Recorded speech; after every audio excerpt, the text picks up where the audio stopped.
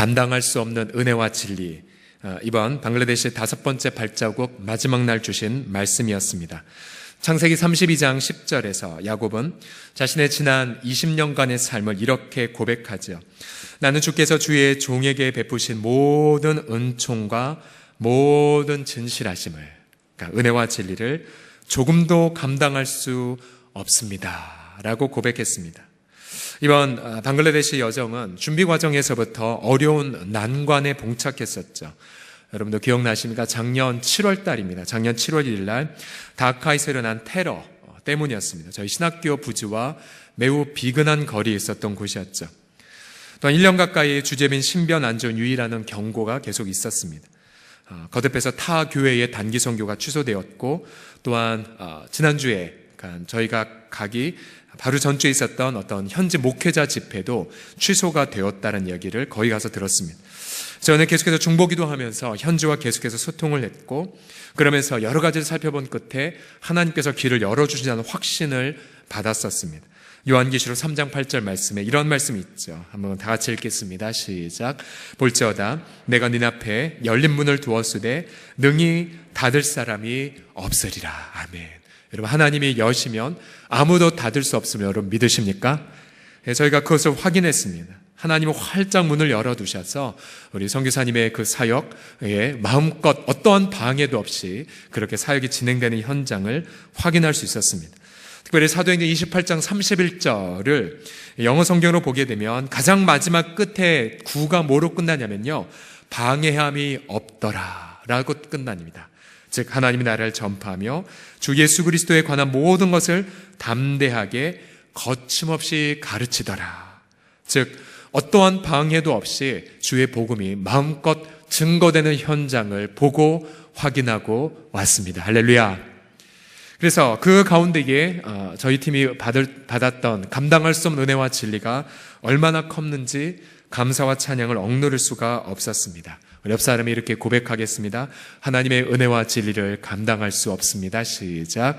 하나님의 은혜와 진리를 감당할 수 없습니다. 특별히 방글라데시 다카에 도착하기 직전에 기내에서 이 기후 변화로 인해 고통하는 방글라데시인에 대한 기사를 읽어보았습니다.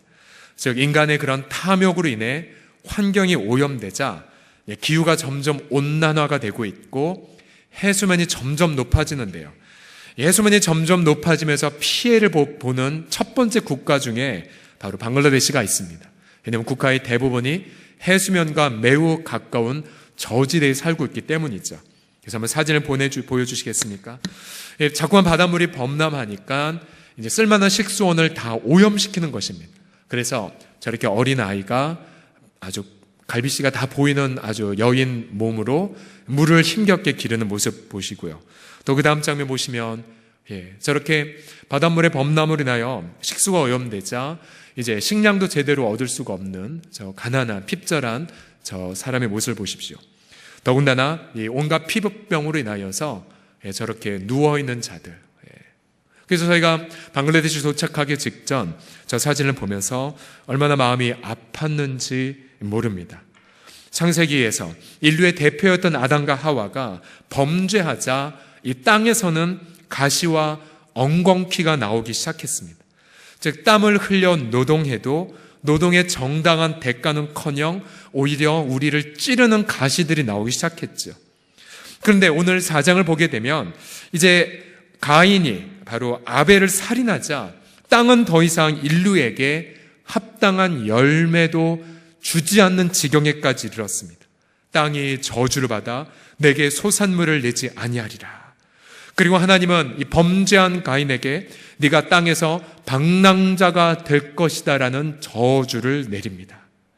결국은 가시와 엉겅퀴에서 지나서 이제는 나그네와 방랑객으로밖에 살 수 없는 인류, 이것이 바로 우리가 직면한 우리의 실존이죠. 그러나 인류가 다시 하나님 앞에 아무리 돌아가려고 한다 하더라도 우리 창세기 3장 방금 읽었던 구절대로 에덴 동산 앞에는 화염검과 불타는 그룹들이 지키고 있었습니다. 여기서 말하는 화염검과 불타는 그룹은 모두 다 진노하는 하나님의 이 심판을 의미했거든요. 즉 인류는 아무리 하나님께로 돌아가려고 해도 길이 막혀 있었습니다. 더 이상 인류에겐 소망이 없었습니다. 죄와 죽음이 선고된 인류. 그런데 오늘 4장에서 보게 되면 죄와 죽음이 선고된 인간, 저주가 가득한 이 땅에게 하나님은 놀라운 희망을 하나 보여주고 있습니다. 자, 오늘 저의 질문이 이것입니다. 죄와 죽음이 선고된 인간이 하나님을 만날 수 있는 유일한 방법은 과연 무엇일까요? 그것은 첫 번째로 예배입니다. 예배. 함께 따라 하시겠습니다. 예배입니다. 시작. 4절을 보시게 되면 너무도 놀라운 장면이 있습니다. 4절 다 같이 읽어보죠. 시작. 아벨은 자기도 양의 첫 새끼와 그 기름으로 드렸더니 여호와께서 아벨과 그의 제물은 받으셨으나. 자, 이 받으셨다는 이 구절은 분명히 앞에서 인간이 하나님께로 나아가는 그 길이 이 두루도는 화영검과 불타는 그룹으로 막혀 있었는데요. 그런데 인간과 인간의 재물이 하나님 받으셨다는 이 사실 자체는 놀라운 사실입니다. 놀라운 진리입니다. 여기서 이 하나님이 받으셨다는 이 구절에 해당하는 히브리어 단어는 하나님께서 관심을 갖고 바라보신다는 뜻입니다.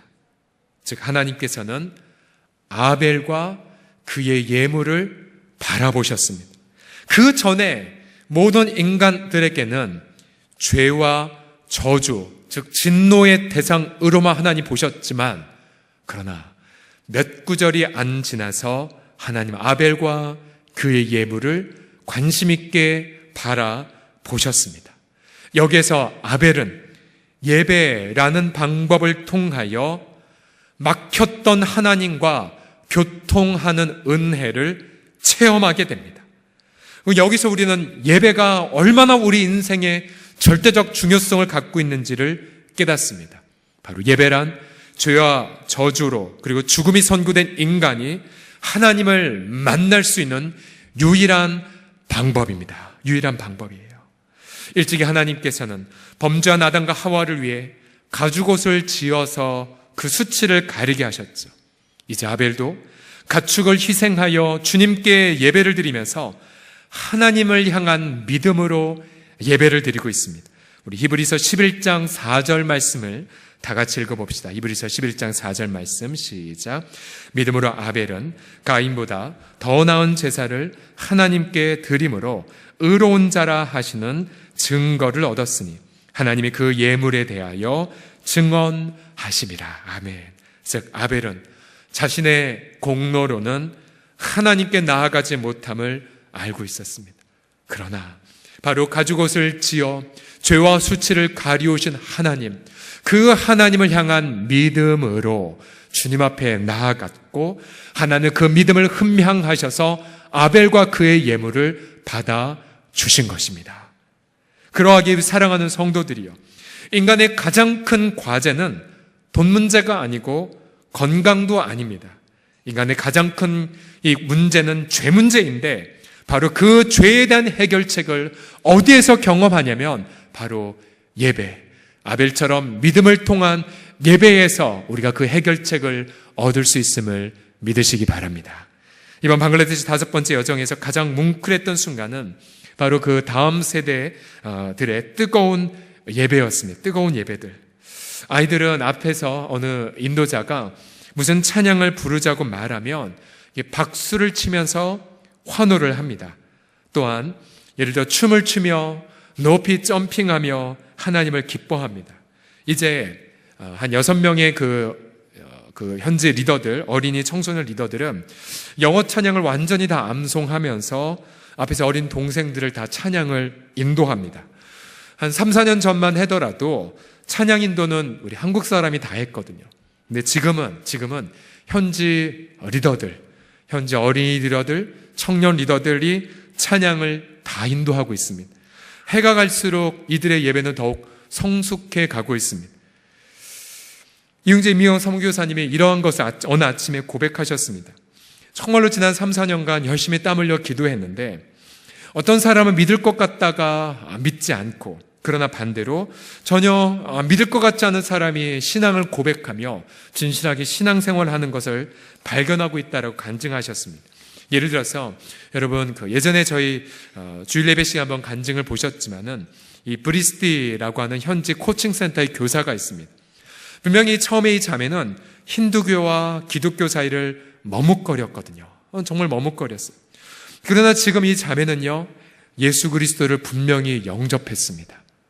그 동네에서 크리스찬이라고 밝혀졌고 사람들에게 지금 핍박을 받는 지경, 그 사람들에게 너 크리스찬이냐라고 욕을 받으면서 이제 다른 길로 가는 핍박을 받기 시작했습니다.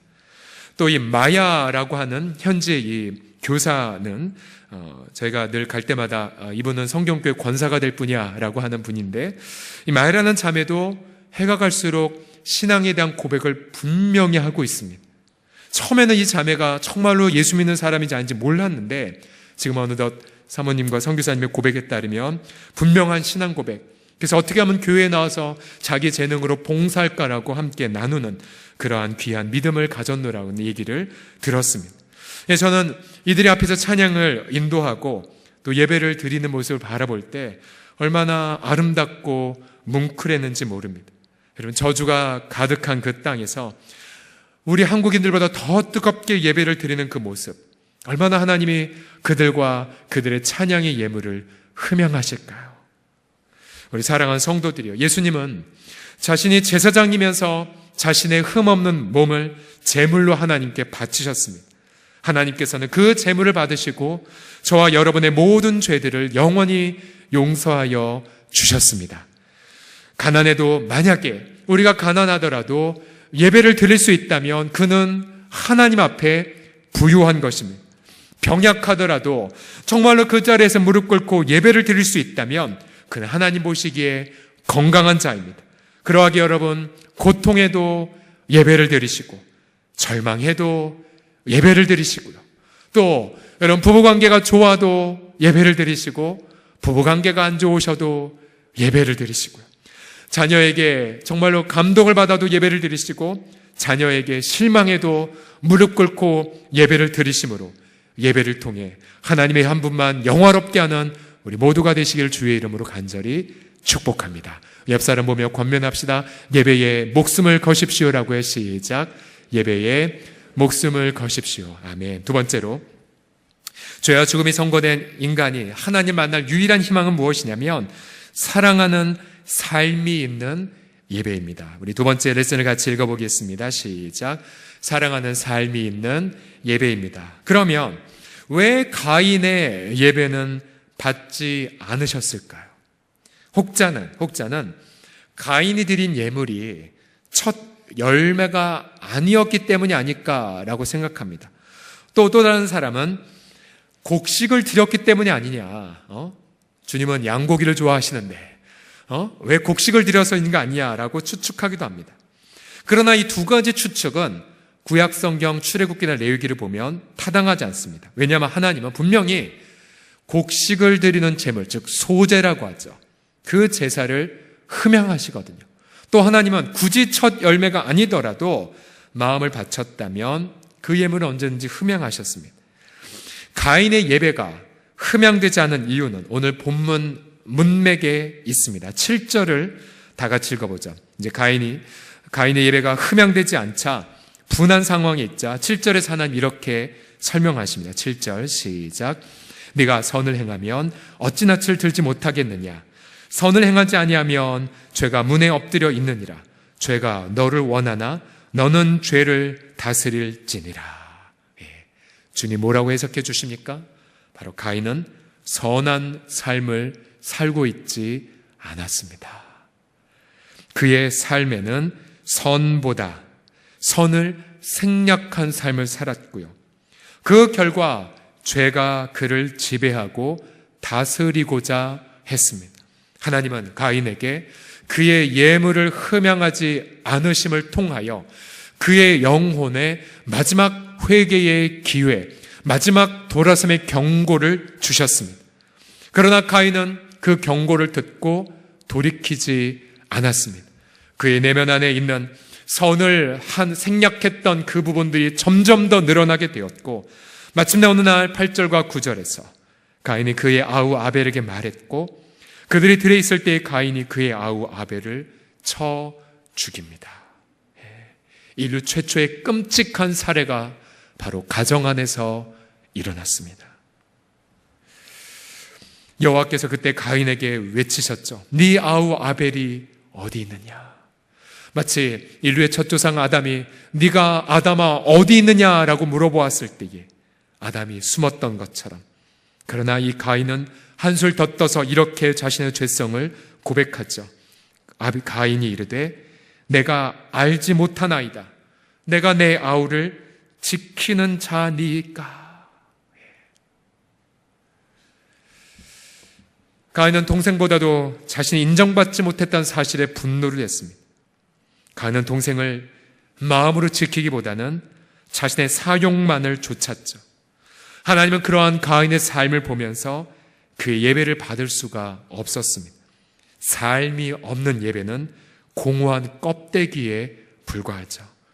구약성경 이사야서 1장 13절에 보게 되면 하나님이 이렇게 말씀하십니다. 헛된 재물을 다시 가져오지 말라. 분향은 내가 가증히 여기는 바요, 월삭과 안식일과 대회로 모이는 것도 그러하니 성회와 아울러 악을 행하는 것을 내가 견디지 못하겠노라고 말씀하셨습니다. 즉 악을 행하는 삶과 예배드리는 그 삶을 하나님은 견딜 수 없다고 말씀하십니다. 만약 예배의 행위만 있고 삶이 없다면 하나님은 결코 그 예배를 가인처럼 흠양하지 않으시죠. 그러하기에 우리 사랑하는 성도님들, 저와 여러분 이러한 진리 앞에 두려움으로 서 있습니다. 왜냐하면 우리가 주일날 혹은 수요나 금요일 예배 때에 우리의 예배드린 모습을 잠시 감출 수 있을지 모르겠지만 나의 일상의 삶의 예배, 내가 정말 일상에서 선을 행하는 예배를 드리고 있는가, 정말로 입술로 범죄하지 않고 정말로 이웃을 지키는 삶을 살고 있는가, 그것은 즉 하나님과 나의 양심만 알고 있기 때문입니다. 이번에 방글라데시 여정 가운데에 병원을 탐방하는 기회가 있었습니다. 한 병원은 이름이 사이다바드라는 지역에 있는 병원인데, 놀랍게도 우리 광주 기독병원의 닥터 커딩턴이라는 분이 세운 병원이었습니다. 우리 한국에서 열심히 사역을 잘 하시다가 30년 전에 이 쓰레기만 가득했던 이 방글라데시의 한 지역에 가셔서 대나무로 병원을 짓고 현지인들을 진료하면서 지금 저런 클리닉을 이제 세웠다라고 합니다. 그러한 열정에 감동을 받은 한 일본인이 지금까지 이 병원을 지원하고 있다라고 합니다. 또 다른 그 노트르담 칼리지, 노트르담 이 대학교에 있는 병원도 탐방을 했는데요. 이곳은 현재 60여 명의 고아들이 있고 또 매일 700명에서 800명의 그 거리 아이들을 이렇게 돌보는 문맹 퇴치를 한다든지 여러 가지 혜택을 주는 사역을 하고 있다고 합니다. 그런데 문제는 뭐냐면 저희가 탐방한 병원들마다 시설은 비교적 잘 갖추어져 있었지만 그러나 그들을 돌볼 의사는 없었습니다. 마지막에 갔던 곳은 한 한국의 그 수녀님이 몇 년 동안 돌보다가 병약해서 한국으로 돌아왔는데, 그래서 방금 사진에 보셨다시피 좋은 시설, 그나마 괜찮은 시설들이 있음에도 불구하고 더 이상 한국에서 갈 의사가 없기에 좀 방치되어 있는 안타까운 장면을 목도했었습니다. 한 가지 병원의 한 사례를 들었지만 그러나 어디를 가도 돈이 문제가 아니었습니다. 시설이 문제가 아니었습니다. 바로 마땅히 그들의 영혼을 지킬 사람이 없는 것이 문제였습니다. 제가 2주 전에도 러시아에 계신 제 지인된 선교사님과 통화를 했었는데, 더 이상 러시아에도 한국의 선교사들이 들어가지 않는다는, 그래서 자신의 나이가 참 많이 들었음에도 불구하고 후배 선교사가 없다라는 안타까운 이야기들도 들었습니다. 결국은 정말로 자신의 영적인 동생에 해당하는 영혼들을 지키는 자들, 정말로 복음과 사랑으로 지킬 사람이 없는 이 시대를 우리는 목도하고 있는 것이죠. 그러나 한편으로 너무나 감사했던 것은 이제 저희가 이용재 선교사님을 모시고 다른 선교사님을 만날 때마다 모두 다 선교사님들 한결같이 정말 우리 선교사님을 깍듯이 존경하고 우러러본다는 사실이었습니다. 그래서 제가 이용재 선교사님 같이 가고 파송교회로 가면은 괜히 우리도 우쭐대는 거 있죠. 우리 이 선교사님 파송한 교회다 속으로 이런 생각을 하면서, 왜냐하면 현지에서 이렇게 힌두 또 회교 현지인들을 상대로 또 그들의 마을 한가운데로 들어가셔서 정말 용감하게 복음과 사랑을 증거하는 선교사님들이 그렇게 많지 않기 때문이었었죠. 저는 그들의 그 아름다운 모습 때문에 얼마나 감사했는지 모릅니다. 여러분들 잘 아시다시피 우리 선교사님 현지인들을 위해 한 맺힌 기도를 드려오셨죠. 무엇보다 자신의 무능력함을 철저하게 고백하시면서 무릎을 꿇으셨습니다. 새벽 5시 30분만 되면 늦잠을 자고 싶어도 잘 수 없는 것이 바로 코앞에서 알라는 위대하다라고 하는 이 모스크의 이 코란을 낭송하는 소리. 더 이상 늦잠을 잘 수가 없습니다. 아마 현지 우리 한국이라면 소음 방해죄로 고소할 수도 있겠지만 그 나라는 그럴 수가 없죠. 그 소리에 홀로 대항하면서 애끓는 기도를 수십 년간 드려오셨죠. 그러나 이제 한 명씩 한 명씩 예수님을 진실하게 믿는 사람들을 바라보시면서 이러한 고백을 하셨어요. 자기가 기도한 그 방향은 다른 방향으로 응답될 때가 많지만 그러나 결국은 어느 누군가는 반드시 돌아오고 있다고요. 돌아오고 있다고. 그렇다면 우리 사랑하는 성도들이요, 과연 저와 여러분은 과연 나의 형제들을 제대로 지키고 있습니까? 혹시 이 가인처럼 아벨에게 내가 정말 아벨을 지키는 자입니까? 라고 말하면서 빈껍데기 예배를 드리려 하진 않으십니까? 예수님 분명히 마태복음 5장 23절에서 이렇게 경고하고 계시죠. 그러므로 예물을 제단에 드리려다가 거기서 네 형제에게 원망들을 만한 일이 있는 것이 생각나거든 예물을 제단 앞에 두고 먼저 가서 형제와 화목하고 그 후에 와서 예물을 드리라. 그렇게 저도 너무나 이 말씀이 두렵습니다. 우리의 삶이, 우리의 삶 자체가 우리의 집 나간 동생을 되찾는 열정, 또 되찾은 동생을 돌보는 그런 사랑의 열정들을 온전하게 삶으로 인하여서 우리의 삶이 하나님의 흠향하시는 온전한 예배가 되시기를 예수님의 이름으로 간절히 축원합니다. 마지막으로 죄와 죽음이 선고된 인간이 하나님 만날 수 있는 유일한 희망은 하나님의 임재를 추구하는 예배에 있습니다. 이제 가인은 하나님의 저주와 심판 앞에 자비를 호소하죠. 13절과 14절을 다 같이 읽어보겠습니다. 시작. 가인이 여호와께 아뢰되 내 죄벌이 지기가 너무 무거우니이다. 주께서 오늘 이 지면에서 나를 쫓아내시온즉 내가 주의 낯을 배웁지 못하리니 내가 땅에서 피하며 유리하는 자가 될지라 물은 나를 만나는 자마다 나를 죽이겠나이다. 그 당시에 이 지구상에는 아담과 하와 그리고 가인 말고도 적지 않은 인류가 살고 있었습니다. 창세기 5장 4절을 보게 되면 아담은 가인, 아벨, 그 다음 셋을 낳은 후에 몇 년을 지냈습니까? 바로 800년을 지내며 자녀들을 낳았고 930세를 살고 죽었습니다. 또 오늘 다시 본문으로 와서 가인이 아벨을 죽인 시점은 3절에 따르면 세월이 오래 지난 후였습니다. 오래 후에 지난 후. 결국은 여러분 보세요. 아담과 하와가 3년에 한 번씩 자녀를 낳는다고 가정해 보시죠. 3년에 한 번. 그러면 800년 동안 아담과 하와는 몇 명을 낳을까요? 800년 동안 너무 어려우십니까? 그러면 10년에 한 번씩 애를 낳는다고 치고 800년을 산다 치면 몇 명을 인생 통틀어서 낳을까요? 80명. 그러면 80명을 낳았을 때 한 20년 정도 지나면 그 우리 낳은 아이가 또 장가가서 또 아이를 낳을 것이고 또 아이를 낳을 것이고. 그래서 이때 당시에 아담과 하와가 800년을 살았던 이 시점 동안 온 지구상엔 수많은 많은 인류가 살았을 것입니다. 그죠? 이제 가인은 이제 물을 나를 만나는 자마다 나를 죽이겠나이다. 이것을 결국 그 당시에 번성한 인류의 많은 수를 보고 이렇게 두려움을 표현한 것이었죠. 하나님은 그런 가인에게 자비를 베푸십니다. 15절을 보시게 되면 같이 읽어보죠. 15절 시작. 여호와께서 그에게 이르시되 그렇지 아니하다. 가인을 죽이는 자는 벌을 7배나 받으리라 하시고 가인에게 표를 주사 그를 만나는 모든 사람에게서 죽임을 면하게 하시니라. 이것이 바로 하나님의 자비이죠. 자비. 하나님의 자비란 마땅히 형벌받을 사람의 그 죄를 면하게 하는 겁니다.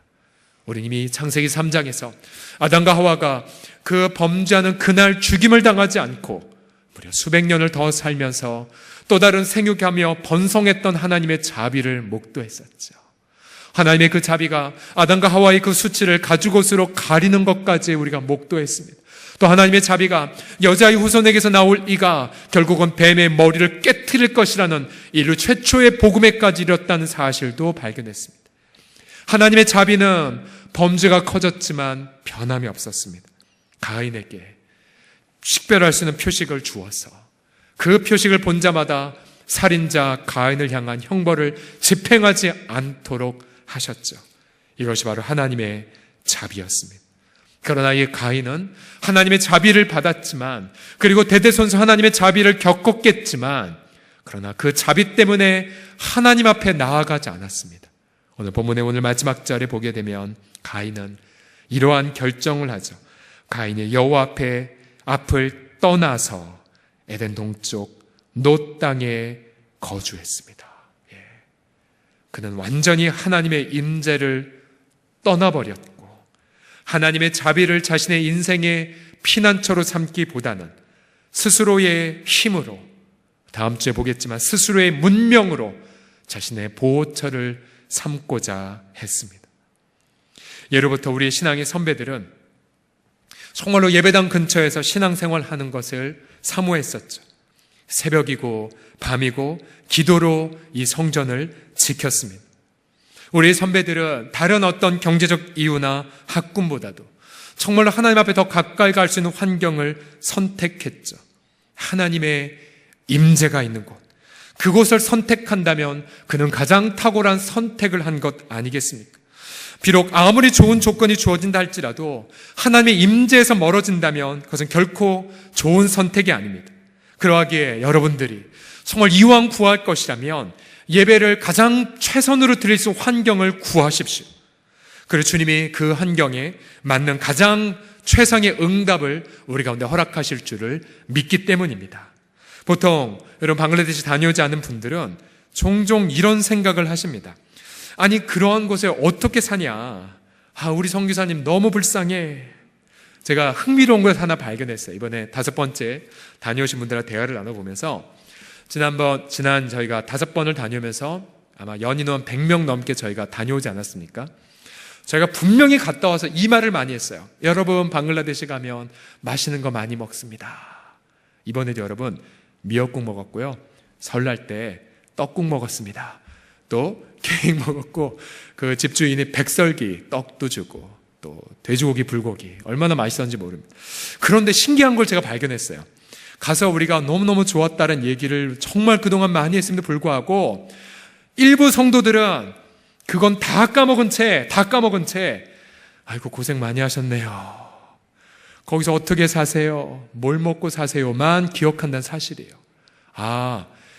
가나안 땅을 부정적으로 보고한 10명의 정탐꾼뿐 아니라 10명의 정탐꾼의 말을 믿었던 이스라엘 군중들도 있구나라는 사실을 깨달았어요. 자, 우리 선교사님들, 또 현장에 계신 분들, 또 우리 1년간 자기를 들여온 우리 단기 선교사, 우리 한 자매도 거기 있죠. 그들을 자세히 보게 되면 그들은 어떠한 누구보다도 행복한 시간을 보내고 있습니다.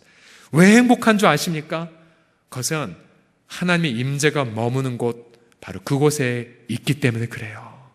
그 누구보다도 하나님의 얼굴을 더 많이 바라보고 있고, 그 누구보다도 하나님의 응답을 더 많이 발견하고 있고요, 그 누구보다도 예수 그리스도의 영광을 더 목도하고 있고, 그 누구보다도 주님을 향한 그 열망이 더 커갔기 때문에 그래요. 그래서 하나님의 임재 앞에 더 가까이 가기 때문에 그분들은 더 행복한 인생을 살고 계십니다. 우리 예수 그리스도, 우리 인생의 유일한 해답이 있다면 어디에 있겠습니까? 우리 예수 그리스도께서는 저와 여러분을 사랑하셔서 자신을 흠없는 제물로 우리를 위해 속죄제로 화목제물로 바치셨죠. 그러하기에 우리가 하나님의 임재를 만날 곳이 있다면 그것은 바로 예수 그리스도의 십자가 아닙니다. 우리는 그 십자가를 붙잡고 주 앞에 고개 숙이는 그 순간 우리는 세상에서 얻을 수 없는 하나님의 놀라운 임재를 내가 서 있는 그곳에서 경험하게 됩니다. 비록 우리가 모두 다 선교제 가지 못한다 할지라도 주님은 우리 가운데 말씀하시죠. 네가 거룩한 곳, 네가 서 있는 곳이 바로 거룩한 땅이니라. 네 발에서 신을 벗으라. 그러면서 우리가 눈을 들어서 주를 목도하게 하실 그때에 우리는 바로 그곳에서 하나님의 놀라운 임재를 체험하게 됩니다. 저는 저와 여러분 모두가 다 내가 서 있는 가정, 내가 서 있는 비즈니스 현장, 내가 서 있는 모든 일터, 사업 현장, 또 교회 안에서의 모든 사역의 현장들마다 바로 예수 그리스도의 십자가, 그 십자가에서 자기를 계시하신 하나님, 그 하나님을 향한 임재에 대한 사모함을 통하여서 일평생 아벨처럼 하나님이 흠향하시는 예배의 삶, 그런 놀라운 예배의 삶을 드리는 우리 모두가 되기를 예수님의 이름으로 간절히 축복하며 기도합니다. 우리 함께 기도하겠습니다.